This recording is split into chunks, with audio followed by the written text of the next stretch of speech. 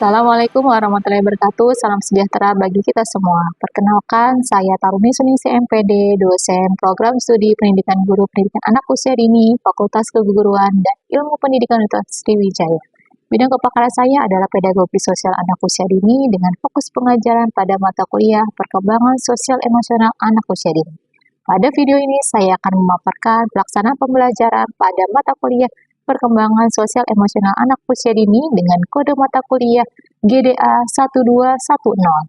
Mata kuliah ini merupakan mata kuliah wajib pada program studi PG PAUD FKIP Universitas Sriwijaya yang diselenggarakan pada semester 2 dengan bobot 2 SKS. Perkuliahan ini dilakukan selama 16 kali pertemuan yang terdiri dari 14 kali perkuliahan materi, 1 kali ujian tengah semester dan 1 kali ujian akhir semester. Proses pembelajaran menggunakan sistem hybrid dengan proporsi 85% luring dan 15% daring, melalui e-learning secara sinkron maupun asinkron. Dalam pelaksanaannya, saya menerapkan pendekatan Outcome-Based Education atau OBE, yang dipadukan dengan case method dan project-based learning, sehingga mahasiswa memperoleh pengalaman belajar yang lebih aktif, kolaboratif, dan berorientasi pada pencapaian kompetensi. Deskripsi mata kuliah ini dirancang untuk membekali mahasiswa dengan kemampuan memahami dan menganalisis perkembangan sosial emosional anak usia dini, mulai dari karakteristik, tahapan perkembangan, faktor-faktor yang mempengaruhinya, hingga berbagai permasalahan yang sering dijumpai dalam praktik PAUD. Selain mempelajari konsep dan teori, mahasiswa juga diajak menganalisis pengaruh lingkungan keluarga, sekolah, teman sebaya, budaya, serta lingkungan sosial terhadap perkembangan anak melalui studi kasus, diskusi, dan refleksi. Dengan pendekatan tersebut, mahasiswa diharapkan mampu membangun pemahaman yang komprehensif mengenai pentingnya perkembangan sosial emosional sebagai fondasi pembentukan identitas, karakter, dan kompetensi kewargaan anak sejak usia dini. CPL keempat, menguasai dan mengaplikasikan konsep dasar pendidikan anak usia dini meliputi perkembangan anak, bermain, perkembangan otak, belajar, parenting, kesehatan, dan pengasuhan anak, serta hakikat keilmuan PAUD untuk mengembangkan inovasi pembelajaran berbasis STEAM terintegrasi kearifan budaya lokal. Sedangkan CPL kelima, menguasai, mengimplementasikan, dan mengevaluasi kurikulum serta pembelajaran PAUD untuk mengoptimalkan perkembangan anak usia dini sesuai karakteristik dan kebutuhan belajar anak. Mata kuliah ini memiliki 4 capaian pembelajaran mata kuliah atau CPMK, yakni CPMK pertama, mahasiswa mampu menganalisis konsep, karakteristik, tahap perkembangan sosial emosional sebagai landasan pengembangan pembelajaran PAUD. CPMK kedua, mahasiswa mampu merancang aktivitas pembelajaran dan konten pengembangan sosial emosional anak usia dini berbasis STEAM sesuai karakteristik dan kebutuhan belajar anak. CPMK ketiga, mahasiswa mampu menganalisis dan merumuskan solusi terhadap permasalahan perkembangan sosial emosional anak melalui pendekatan kontekstual yang terintegrasi dengan kebudayaan atau kearifan budaya lokal. CPMK keempat, mahasiswa mampu mengembangkan, mengimplementasikan, dan mengevaluasi proyek inovasi pembelajaran perkembangan sosial emosional anak usia dini berbasis STEAM terintegrasi kearifan budaya lokal secara sistematis dan bertanggung jawab. Mahasiswa diharapkan mampu menganalisis konsep perkembangan sosial emosional anak sebagai landasan pembelajaran PAUD, merancang aktivitas pembelajaran berbasis STEAM, menganalisis berbagai permasalahan perkembangan sosial emosional, beserta alternatif solusinya, serta mengembangkan dan mengevaluasi proyek inovasi pembelajaran yang terintegrasi dengan kearifan budaya lokal. Pencapaian kompetensi mahasiswa dievaluasi melalui beberapa bentuk asesmen yang saling melengkapi, yaitu aktivitas partisipasi sebesar 20%, hasil proyek sebesar 30%, kuis sebesar 5%, tugas sebesar 10%, ujian tengah semester sebesar 15%, dan ujian akhir semester sebesar 20%. Selama 14 kali pertemuan, mahasiswa mempelajari materi secara bertahap. Dengan penyusunan materi yang sistematis, mahasiswa memperoleh pengalaman belajar yang berkembang secara bertahap dari penguasaan konsep hingga kemampuan mengimplementasikannya dalam praktik pembelajaran. Dalam proses pembelajaran, saya menggunakan berbagai sumber belajar yang mutakhir, meliputi buku referensi, e-modul, artikel ilmiah, serta hasil penelitian dan pengabdian kepada masyarakat yang saya lakukan bersama rekan dosen program studi PGPOT FKIP Sriwijaya maupun kolaborator dari berbagai institusi. Pemanfaatan berbagai referensi tersebut bertujuan agar mahasiswa memperoleh wawasan yang relevan dengan perkembangan ilmu pengetahuan sekaligus mampu menghubungkan teori dengan praktik pembelajaran di lapangan. Pada video ini, saya menampilkan implementasi DIA pada materi merancang aktivitas pengembangan sosial emosional anak usia dini. Proses pembelajaran diawali dengan tahap delivery untuk membangun pemahaman konseptual. Dilanjutkan tahap interaction melalui model pembelajaran kooperatif Think, Pair, Share. Dan diakhiri dengan assessment menggunakan assessment formatif sebagai umpan balik terhadap ketercapaian tujuan pembelajaran. Berikut implementasi setiap tahapan berikut. Pertama, delivery, yaitu proses membangun pemahaman konseptual mahasiswa sebelum mereka memasuki aktivitas pembelajaran yang lebih kompleks. Untuk memperkaya pengalaman belajar, saya juga mengintegrasikan hasil penelitian dan pengabdian kepada masyarakat sebagai sumber belajar. Mahasiswa menggunakan buku permainan tradisional daerah Sumatera Selatan sebagai contoh implementasi strategis pedagogis berkearifan budaya lokal, modul pembelajaran mendalam PAUD sebagai panduan perancang pengalaman belajar yang bermakna, berkesadaran dan menyenangkan, serta modul aktivitas pembelajaran berdiferensiasi PAUD sebagai referensi dalam menyesuaikan aktivitas dengan kebutuhan belajar anak. Dengan demikian, mahasiswa tidak hanya mempelajari konsep dari berbagai teori, tetapi juga memahami bagaimana konsep tersebut diterapkan dalam praktik pembelajaran di PAUD. Kedua, interaction. Setelah mahasiswa memiliki pemahaman awal, pembelajaran dilanjutkan pada tahap interaction. Pada tahap ini, saya menerapkan model pembelajaran kooperatif Think, Pair, Share, yaitu mendorong mahasiswa membangun pengetahuan melalui interaksi, kolaborasi, dan diskusi akademik. Pada tahap Think, mahasiswa menganalisis studi kasus secara mandiri berdasarkan konsep yang telah dipelajari. Mereka juga menelaah artikel, buku, maupun modul yang telah disediakan untuk merumuskan alternatif penyelesaian masalah. Selanjutnya, pada tahap Pair, mahasiswa berdiskusi dalam kelompok kecil. Setiap kelompok memperoleh sumber belajar yang berbeda sesuai strategi pedagogis yang sedang dipelajari. Ada kelompok yang menggunakan buku permainan tradisional daerah Sumatera Selatan, modul pembelajaran mendalam PAUD, dan menggunakan modul aktivitas pembelajaran berdiferensiasi PAUD. Melalui diskusi tersebut, mahasiswa mengidentifikasi konsep-konsep penting, kemudian menggunakannya sebagai dasar dalam menyusun rancangan aktivitas pembelajaran. Tahap berikutnya adalah share. Pada tahap ini, setiap kelompok mempresentasikan hasil diskusinya di depan kelas. Mahasiswa dari kelompok lain memberikan tanggapan, pertanyaan, maupun masukan sebagai tercipta diskusi akademik yang aktif dan konstruksi. Saya kemudian memberikan penguatan terhadap konsep-konsep utama, meluruskan apabila terhadap miskonsepsi, serta mengaitkan hasil diskusi dengan teori maupun praktik pembelajaran di PAUD. Tahap ketiga, assessment, yaitu proses penilaian untuk mengetahui sejauh mana tujuan pembelajaran pada pertemuan tersebut telah tercapai. Pada pertemuan ini, saya menggunakan formatif berupa kuis interaktif berbasis Kahoot yang dilaksanakan setelah kegiatan diskusi dan presentasi kelompok. Kuis ini disusun berdasarkan materi yang telah dipelajari, hasil diskusi mahasiswa, serta sumber belajar berbasis penelitian dan pengabdian yang digunakan selama proses pembelajaran. Melalui penerapan delivery, interaction, dan assessment, proses pembelajaran tidak hanya berfokus pada penguasaan konsep, tetapi juga mengembangkan kemampuan berpikir kritis, kolaborasi, komunikasi, kreativitas, dan pemecahan masalah yang dibutuhkan mahasiswa sebagai calon guru PAUD. Setelah menjelaskan desain pembelajaran yang saya terapkan, berikut saya tampilkan cuplikan pelaksanaan pembelajaran pada materi merancang aktivitas pengembangan sosial emosional anak usia dini melalui tayangan ini. Assalamualaikum warahmatullahi wabarakatuh. Apa kabar teman-teman? Baik, alhamdulillah. Hari ini kita berjumpa lagi ya di pertemuan kita yang keberapa? Ke-6. Ya, di mata kuliah apa teman-teman?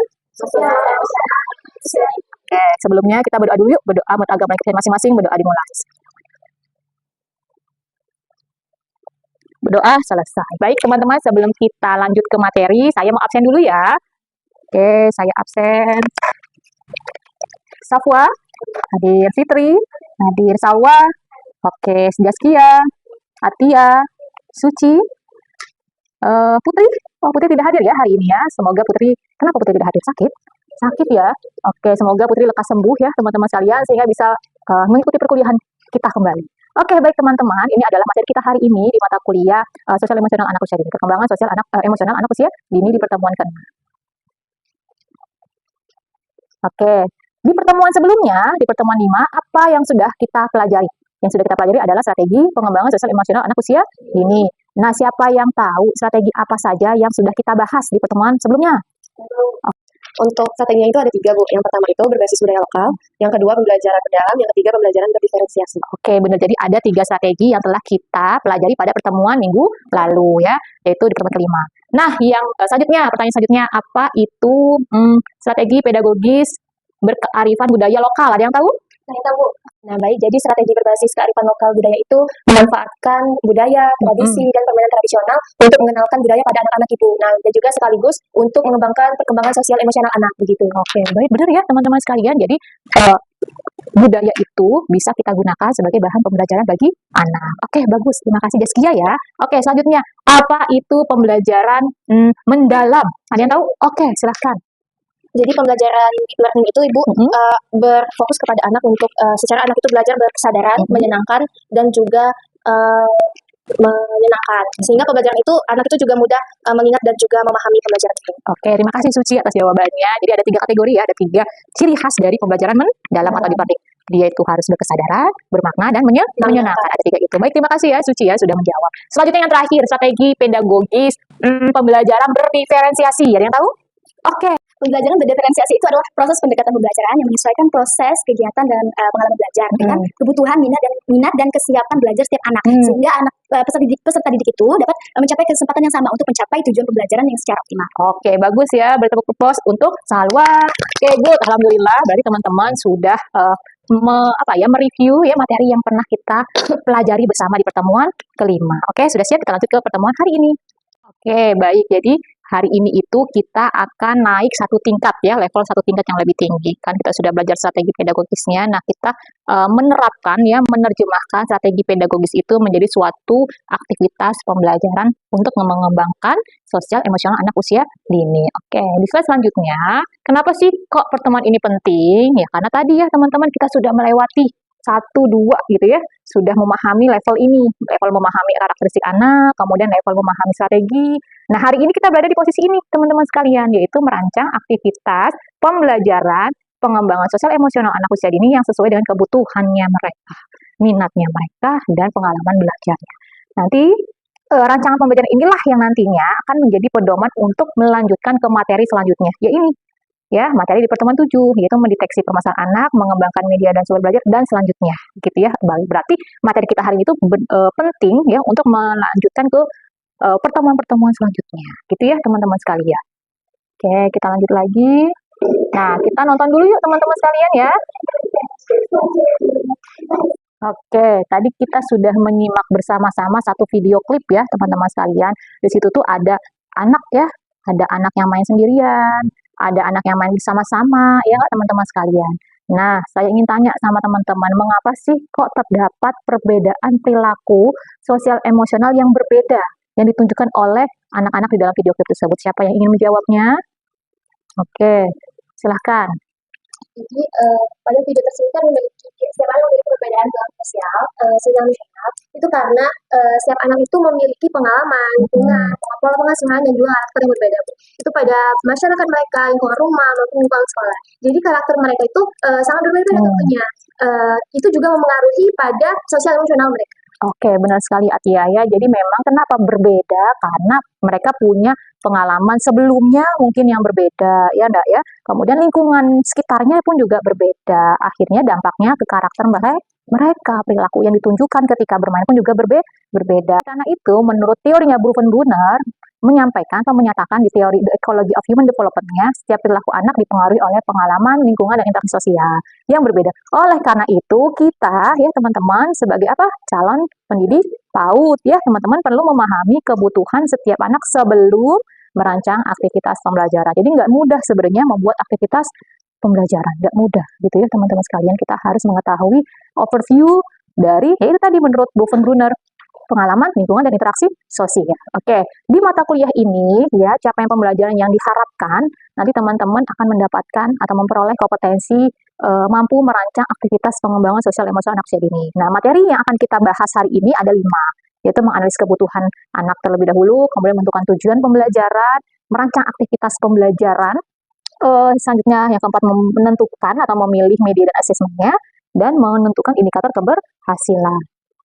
Selanjutnya, nah, mengapa perlu merancang aktivitas pembelajaran? Karena kan kita ketahui sama-sama ya, kalau perkembangan sosial emosional itu adalah fondasi bagi keberhasilan anak. Anak pinter gitu ya, anak cerdas, tapi kalau misalnya sosial emosionalnya tidak distimulasi dengan baik, ya kepintarannya menjadi hal yang sia-sia gitu teman-teman sekalian. Jadi bukan hanya sekedar pintar secara kognitif, dia juga harus cerdas secara sosial emosionalnya.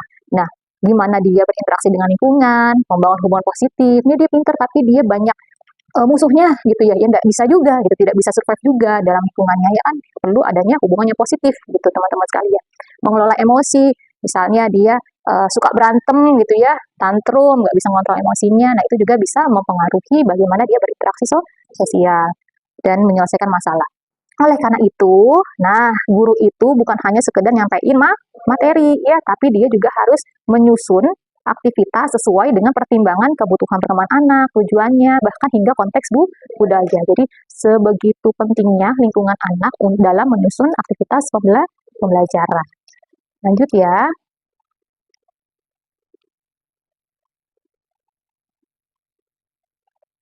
Nah, menurut Weakness and Mike Pike ya dalam buku Backward Design dan Constructive Engagement itu ada 5 langkah dalam merancang aktivitas pembelajaran. Kita perhatikan baik-baik. Ada yang pertama apa ini? Analisis. Ya, kita pertama sebelum merancang aktivitas pembelajaran kita harus menganalisis dulu apa sih tugas perkembangannya, kebutuhannya lagi apa nih yang lagi diminati oleh si anak ya. Yang kedua, nah tujuan pembelajaran kita mau apa nih yang kita tuju, mau apa nih yang kita goalkan gitu ya, kita capai dari kegiatan yang akan kita rancang ya. Yang ketiga, aktivitas pembelajaran. Nah, ini aktivitas pembelajaran ini berkaitan atau memiliki kaitan dengan pertemuan sebelumnya ya. Itu strategi pedagogisnya, pemilihan itu. Yang ketiga, yang keempat, media dan sumber belajar. Nah, biasanya ini tuh guru-guru yang kurang profesional gitu ya. Kalau mau buat kegiatan pasti dipikir media dan sumber belajar, padahal enggak. Ya, jadi sebelum membuat aktivitas pembelajaran harus ini dulu nih runutannya. Nggak boleh tiba-tiba langsung seperti ini. Kadang-kadang kan ada guru yang sibuk membuat media gitu ya, sibuk membuat sumber belajar, padahal tidak teman-teman sekalian. Kita harus membuat atau menentukan media dan sumber belajar ini sesuai dengan atas-atasnya ini gitu, urutannya gitu, nggak tiba-tiba langsung ke media. Oke, yang terakhir apa? Nah, indikator keberhasilan. Indikator keberhasilan ini sebaiknya gitu ya harus bersesuaian dengan tujuan pembelajaran. Kita lanjut ke studi kasus. Jadi di sini ya kita mau pakai teknik pembelajaran namanya DIA. D-nya itu delivery, I-nya itu interaction ya, A-nya itu adalah assessment. Ya, di D itu tadi sudah menjelaskan tuh delivery, menjelaskan pengetahuannya, menjelaskan ilmu gitu ya tentang merancang aktivitas pembelajaran sosial emosional. Yang kedua interaction. Di sini adalah ada kasusnya teman-teman sekalian ya. Kasusnya itu aku tidak mau bermain bersama ya. Saya bacakan dulu ceritanya. Suatu hari di kelompok TK Teman Senang sedang mempersiapkan kegiatan Festival Budaya Palembang. Ya, guru mengajak anak-anak mengenal budaya daerahnya melalui pakaian adat, lagu daerah, permainan tradisional, cerita rakyat dan tarian sederhana yang berasal dari lingkungan tempat tinggalnya. Di mana tempat tinggalnya? Palembang. Saat kegiatan berlangsung, guru mengamati bahwa Raka yang saat itu berusia 5 tahun 8 bulan lebih memilih bermain sendiri. Ia menolak ketika diajak temannya memainkan permainan tradisional, nggak mau ya si Raka ini ya. Raka malah bilang itu adalah permainan yang membosankan gitu ya, karena ternyata ketika guru itu mengajak berdiskusi kepada Raka mengatakan bahwasannya dia lebih suka berdiskusi, bercerita tentang apa tuh tokoh kartun, jadi lebih suka ya nonton-nonton yang digital itu ya, di media digital ya. Jadi menurut dia kegiatan yang permainan tradisional itu membosankan karena lebih seru yang di media digital. Itu menurut Raka. Jadi kasusnya di Raka ya, kasus versi Raka. Selanjutnya sebaliknya Nadia nih yang usia 5 tahun 6 bulan sangat antusias ya mengikuti kegiatan budaya, namun ia cenderung mendominasi teman-temannya. Wah ya, tahu lah ya mendominasi ya. Ya seperti itu ya teman-teman ya, yang mengatur gitu ya, yang meratui ya, karena Nadia itu perempuan ya, menentukan sendiri pembagian peran saat bermain drama cerita rakyat dan kurang memberikan kesempatan kepada temannya. Jadi temannya mau berpartisipasi di menurut dia, udah aku aja lah seperti itu ya, karena mendominasi sekali ya. Nah, guru ingin merancang aktivitas pembelajaran yang tidak hanya mengenalkan budaya lokal, tetapi juga membantu seluruh anak untuk mengembangkan kemampuan sosial emosionalnya. Jadi tema itu tentang budaya, ya budaya Palembang, tapi satu sisi guru ingin mengembangkan kemampuan tersebut. Nah, kemampuan apa yang ingin dibangun oleh guru? Yaitu kemampuan seperti bekerja sama, saling menghargai pendapat temannya, percaya diri, mengelola emosi, serta menumbuhkan rasa bangga terhadap budaya daerahnya. Oke, ini adalah kasusnya. Think. Nah, kita akan buat ya berpasang-pasangan pair ya di interaction ini. Jadi ada think, pair, share ya. Di think ini teman-teman kita buat grup ya. Mungkin ini kelompok 1, kelompok 2, kelompok 3 ya. Kasusnya sama teman-teman sekalian, tapi rancangan aktivitasnya berbeda strategi pedagogisnya. Kalau yang kelompok 1, strategi pedagogisnya menggunakan untuk kelompok 1, strategi pedagogisnya menggunakan pembelajaran berkearifan lokal. Untuk kelompok 2, strategi pedagogisnya menggunakan pembelajaran mendalam. Untuk kelompok 3, strategi pembelajarannya menggunakan pembelajaran berdiferensiasi ya. Jadi teman-teman bisa membuka sumber belajar ini di tiap pasangannya gitu ya untuk membuat rancangan aktivitas. Nanti Bu Taruni akan memberikan lembar kerjanya. Di sini ada lembar kerja ya teman-teman sekalian. Di sini teman-teman tulis identitasnya. Di sini ada studi kasusnya, teman-teman nanti analisis kebutuhannya, pendekatan apa yang teman-teman tadi pilih yang sudah sesuai dengan kelompoknya masing-masing, media dan sumber belajarnya dan seterusnya hingga indikator keberhasilannya. Ada yang ingin tanyakan? Sudah cukup jelas cara pengerjaannya? Baik, Bu, dikasih ya. Di kelompok 1, kelompok 2, dan kelompok 3. Nah, teman-teman boleh scan barcode yang ada di layar atau menggunakan buku yang sudah disediakan. Ini merupakan hasil riset dan hasil pengabdian yang telah kami lakukan. Silakan dikerjakan. Oke, jadi teman-teman bisa menggunakan sumber belajar ini ya. Di sini ada scan barcode gitu ya. Nah, di sini teman-teman ada buku ya, teman-teman bisa membaca gitu ya untuk mencari referensi dalam menyusun rancangan aktivitas. Oke, dipersilahkan.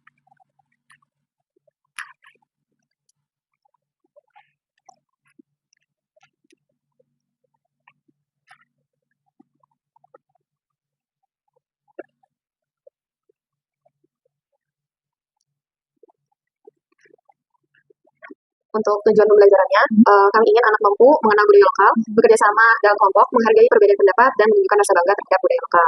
Untuk pendekatan pedagogisnya tadi, pendekatan kearifan budaya lokal atau etnopedagogi, itu budaya dijadikan sebagai konteks belajar untuk menumbuhkan identitas sosial dan karakter. Lalu ada rancangan aktivitas, kami merancang sebuah proyek dengan festival budaya Palembang. Festival budaya Palembang. Festival budaya Palembang. Untuk langkah-langkah kegiatannya, yang pertama itu guru membacakan cerita rakyat daerah, yang kedua anak berdiskusi mengenai nilai yang terdapat dalam cerita, yang ketiga anak bermain permainan tradisional misalnya Ingklik, engklek, terus gobak saudara ini, atau permainan khas Sumatera Selatan yang sesuai dengan usianya. Untuk yang keempat, anak membuat atribut sederhana bernuansa budaya. Dan yang terakhir, anak bersama kelompok mempresentasikan permainan yang dipilihnya. Untuk media dan sumber belajar yang kami pilih, itu ada budaya permainan tradisional Sumatera Selatan, cerita rakyat, lagu daerah, alat permainan tradisional, dan pakaian adat sederhana. Setelah kegiatan ini berlangsung, adapun indikator keberhasilannya itu anak mampu bekerja sama, mampu bergiliran, menghargai teman, mengenal budaya daerah, dan menunjukkan rasa bangga terhadap budaya. Ini sekian dari hasil diskusi kami. Terima kasih. Oke, beri aplaus untuk kelompok 1. Jawabannya bagus ya teman-teman sekalian. Jadi di sini itu kelompok 1 ini ingin memberikan kesempatan kepada anak bekerja sama, bergiliran, dan menghargai temannya ya. Nah, tadi kasusnya ada Nadia dan Raka ya yang memiliki kemampuan sosial emosional yang perlu di-improve lagi gitu ya. Namun saya ingin menambahkan gitu ya untuk mengajak teman-teman berpikir lebih lanjut bahwasannya permainan tradisional itu punya karakteristik ya, aturannya masing-masing ya nggak teman-teman sekalian. Misalnya Cak Ingklik kalau misalnya anak usia 5-6 tahun mungkin agak kesulitan gitu ya. Cak Ingklik itu kayak engklek gitu ya, hop gitu ya. Nah, mungkin untuk level anak usia 5-6 tahun tidak semua aturan permainan tradisional yang Cak Ingklik itu diterapkan oleh anak. Ya mungkin kalau misalnya kan Cak Ingklik lompat satu kaki nih, hop. Nah, mungkin kalau anak usia 5-6 tahun yang memang belum bisa, kita ajak untuk lompatnya 2 kaki misalnya gitu ya. 1 gitu ya, 2 istirahat dulu, nah seperti itu. Jadi perlu ada penyesuaian dalam penerapan permainan tradisional pada level anak usia dini. Nah, jadi dia bisa menunggu giliran. Oh, berarti karena mereka ketidakmampuan mereka untuk melompat dengan menggunakan 1 kaki, ya mereka harus sabar ngantri, iya nggak? Terus kalau temannya ada yang jatuh, bukan ditertawakan ya, ditolong, jadi ajak kerjasama seperti itu teman-teman sekalian. Jadi kekuatan dari kelompok ini adalah menggunakan strategi pedagogis berupa pembelajaran berkearifan budaya lokal. Oke, beri aplaus ya. Selanjutnya, oke, kita sudah melewati interaction yang tadi ya. Ada 3 ya. Think, pair, and share ya. Itu kita teknik pengajaran yang interaction itu ya. Kita gunakan metode TPS ya. Oke, terima kasih sudah berpartisipasi. Saya ambil ya teman-teman sekalian ya. Oke, untuk bagian A-nya assessment kita quiz ya sebagai bentuk assessment kita, penilaian kita untuk materi kita hari ini. Sudah ready? Kita siap-siap dulu teman-teman, siapkan device-nya ya. Dan teman-teman bisa lanjut masuk ke Kahoot ini. Oke, tunggu ya. Nah, silakan. Pertanyaan terakhir. Urutan pertama dalam merancang aktivitas pembelajaran untuk anak usia dini. Menganalisis kebutuhan. Good. Oke. Siapa yang urutan ketiga? Suci. Weh, applause. Kedua, Salwa. Pertama, siapa kedua? Salwa. Oke, sekarang kita masuk ke bagian akhir perkuliahan ini ya, masuk ke refleksi. Ada dua pertanyaan di sini ya. Pertanyaan pertama, berdasarkan materi yang telah kita lewati ya, tadi juga kegiatan interaksi yang telah kita lewati juga ya, think, pair, share itu ya teman-teman sekalian, apakah menurut teman-teman apakah satu masalah perkembangan sosial emosional ini memiliki satu solusi juga? Ada yang bisa menjawab pertanyaan saya? Oke, silakan Atia. Satu masalah perkembangan sosial emosional selalu memiliki satu solusi itu benar tidak selalu memiliki satu solusi. Yang dimana masalah yang sama itu dapat diselesaikan dengan strategi yang berbeda karena perkembangan anak juga berbeda kan. Tapi itu tergantung juga dengan kebutuhan anak dan juga tujuan pembelajarannya. Oke, benar sekali ya, Bu Prosto Atia.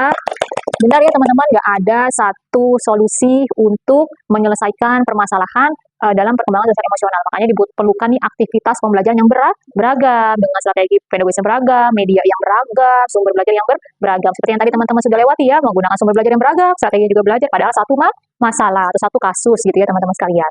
Nah, hal baru apa saja yang telah kalian peroleh? Ada yang ingin menjawabnya? Silakan Suci. Jadi hal baru yang dapat saya peroleh Ibu dalam perkuliahan ini itu guru itu kalau sebelum melakukan pembelajaran itu melakukan analisis terlebih dahulu sehingga guru juga dapat menentukan bagaimana itu tujuan pembelajarannya, merancang aktivitas kegiatannya, lalu memilih sumber ataupun media pembelajarannya. Lalu yang terakhir itu mengindikatorkan yang sesuai dengan pembelajaran. Ya, benar sekali ya, beri plus untuk Suci. Jadi, Suci ini mendapatkan hal yang baru dari materi kita, yaitu 5 langkah merancang aktivitas pembelajaran untuk mengembangkan sosial emosional anak usia dini. Good. Karena hari ini sudah kita telah belajar ya bagaimana merancang itu, namun praktiknya tidak semua anak bisa berkembang sesuai dengan pola yang sama ya. Jadi perlu dukungan dan perhatian yang berbeda-beda tiap anak gitu teman-teman sekalian. Itulah kita perlu merancang aktivitas yang beragam. Oke, apa yang akan kita pelajari minggu depan? Minggu depan itu kita akan belajar tentang mendeteksi permasalahan perkembangan sosial emosional anak usia dini. Jadi nanti setelah rancangan yang telah kita buat nih hari ini, aktivitasnya ya kan kita sudah rancang hari ini. Nah, nanti kita akan gunakan rancangan itu untuk melihat respon yang terjadi pada anak. Rancangan yang sudah kita buat ya, nanti kita praktikkan, kita lihat responnya kepada anak melalui pengamatan.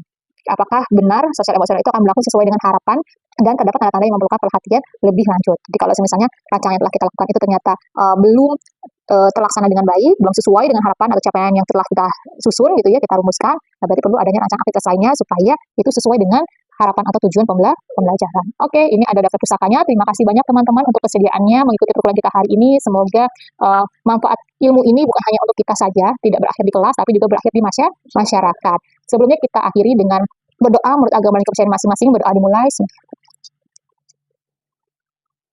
Amin, amin, ya Rabbal alamin. Mohon maaf lahir batin. Wassalamualaikum warahmatullahi wabarakatuh. Sama-sama. Demikian video pembelajaran mata kuliah perkembangan sosial emosional anak usia dini pada program studi Pendidikan Guru Pendidikan Anak Usia Dini Fakultas Keguruan dan Ilmu Pendidikan Universitas Sriwijaya. Video ini disusun sebagai dokumen pendukung pernyataan diri dosen dalam unjuk kerja Tridharma Perguruan Tinggi PDD UKTPT untuk keperluan sertifikasi dosen. Saya berharap video ini dapat memberikan gambaran yang utuh mengenai proses pembelajaran yang saya lakukan, sekaligus menjadi bahan pertimbangan dalam proses penilaian sertifikasi dosen. Terima kasih atas perhatian dan kesempatan yang telah diberikan. Wassalamualaikum warahmatullahi wabarakatuh. Salam sejahtera.